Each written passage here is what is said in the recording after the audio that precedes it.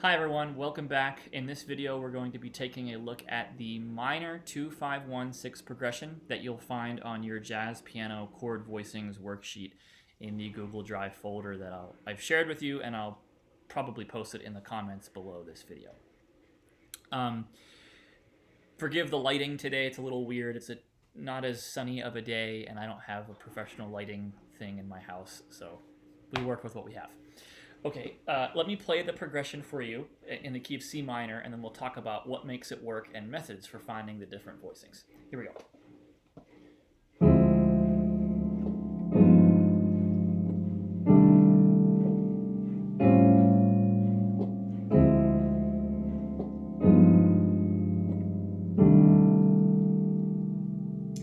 Great. So the first thing that you'll notice is that the 2 chord is not a normal 2 chord as we've played up to this point. When I say that, I mean if you think about closed position, a 2 chord in a closed position, you have a minor chord that has all natural extensions, no flats, nothing like that.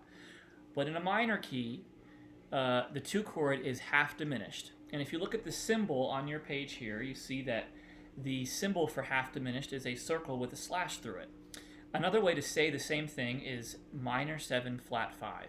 And that's actually very good for us to think about, because if you play your D minor 7 closed position voicing, try that with me now. You play your D minor 7 closed position, and you flat the 5. The 5 of D minor is A flat. Excuse me, A, and then you make it a flat. So you make A flat. You're left with the exact voicing that you see here on the page. This is a really good method for finding a 2 chord in a minor key. Find the normal closed position 2 chord and then flat the 5. So for instance, if we tried it in G minor, I would play my G minor 7 closed position voicing, B flat, D, F and A, G in the bass, and I'd flat the 5. The 5 of G is D, so I take the D and I put it to D flat, and there you go. You have your method for finding your 2 chord. Now, the way that we get to our next voicing, there's 2 ways you can think about it. First, I'll give you the very simple way, and I'll give you a little bit more of a way that it connects to everything else we've been doing. So first off, if you play again your D half diminished chord with me, your D minor 7 flat 5, and take the top 2 notes, C and E, and move them down a half step as you move the root up to G. And this is the chord that you have to play. That's a very easy movement. The top 2 notes, move down a half step. Excuse me.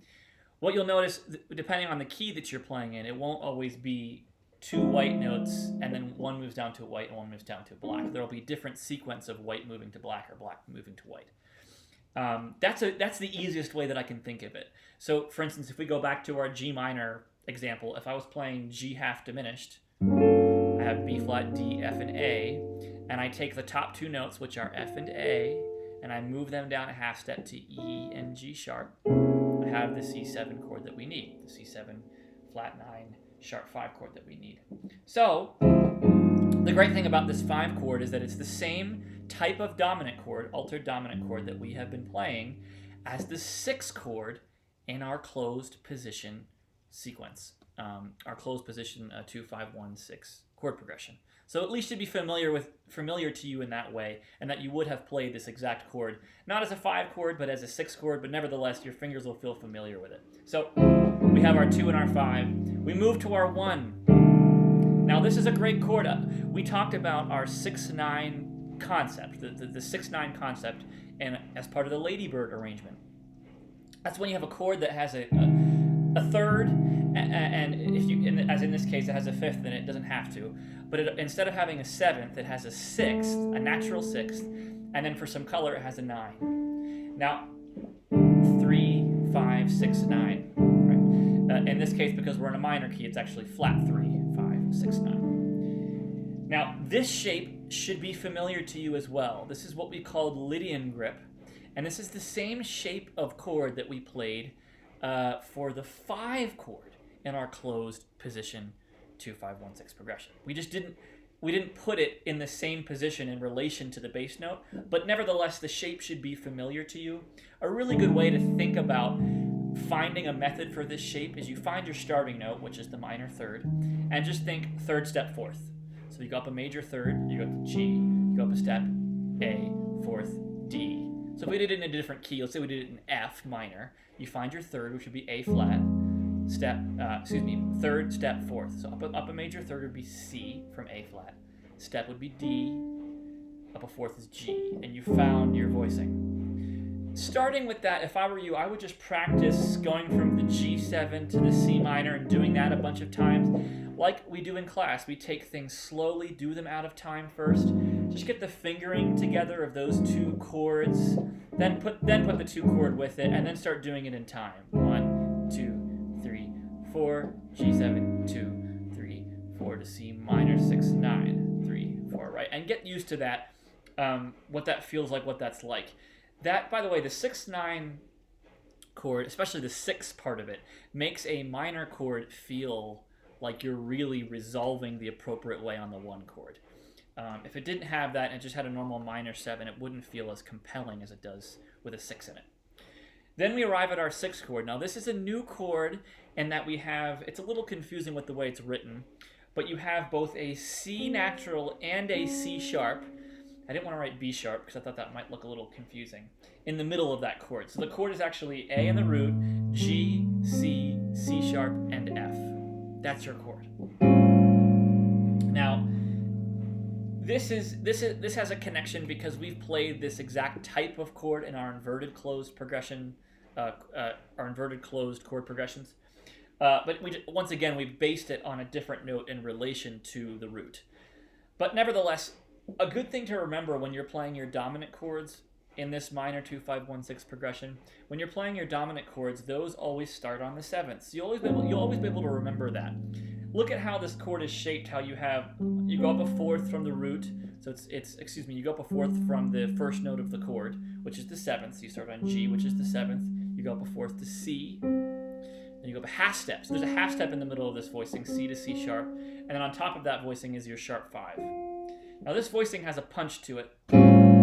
It's explicit, but I think it's appropriate for how it leads back to the 2 chord in a minor key, which once again is half diminished. Notice as you play through this progression that all of these chords follow the rules in terms of the register that you should be playing these chords in, and in terms of having the 3rd or the 7th on the bottom of the voicing. The 2 chord and the 1 chord have the 3rd on the bottom of the voicing. The 5 chord and the 6 chord have the 7th on the bottom of the voicing.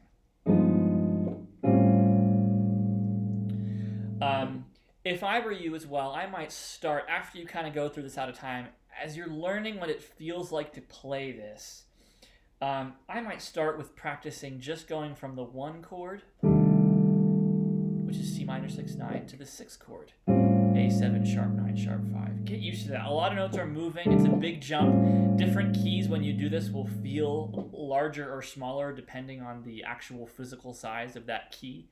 For instance, if I played it in F minor, it feels smaller to my fingers. And you want to get used to those nuances and what it's like, and be able to eventually play it in time. As we do everything in this class, all the arrangements and all of the chord progressions have to be played in time for your quizzes.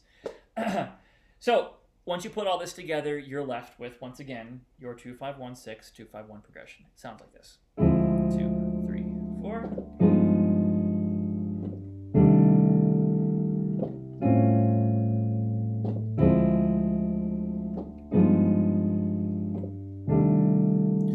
So start practicing this. Remember, our first quiz will always be learn it in 6 keys. Make sure you're checking your syllabus for when those quizzes will occur.